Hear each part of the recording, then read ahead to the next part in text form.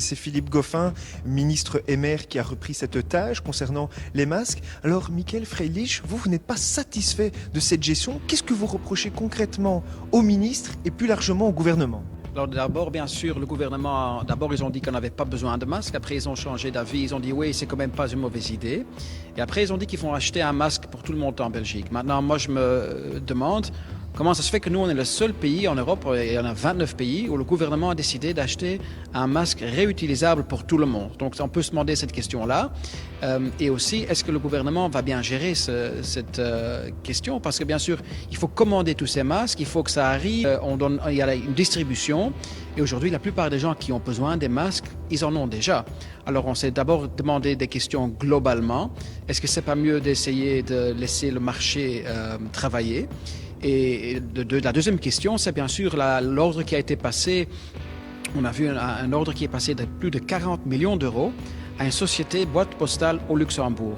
Avroc, cette société s'appelle. Et alors moi-même, j'ai fait un peu de recherche pour voir il y a qui derrière cette société. Apparemment, c'est un Jordanien mystérieux qui est domicilié à Malte, ensemble avec un restaurateur français qui est domicilié dans un appartement Airbnb au Luxembourg, et encore quelqu'un qui achète et vend des joueurs de football. Et donc toute cette histoire nous a l'air quand même, nous paraît assez drôle, et on a beaucoup de questions. Et bien sûr aussi, on a vu que cette semaine ou la semaine passée, la Sûreté d'État, apparemment le Laatste Nieuws a écrit qu'ils sont en train de voir toute cette histoire-là, parce que la dernière chose qu'on veut, c'est que l'argent que nous on paye pour les masques soit employé dans un circuit illégal ou même avec le terrorisme. Et Philippe de Koster, qui est quand même le directeur de la cellule antifraude, a dit aussi très clairement, les gens qui emploient une société boîte postale, pourquoi ils font ça?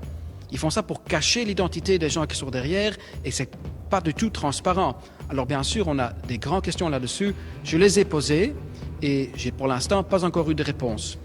Voilà, Martin, vous l'entendez, assez remonté, Michael Freilich, pas de réponse.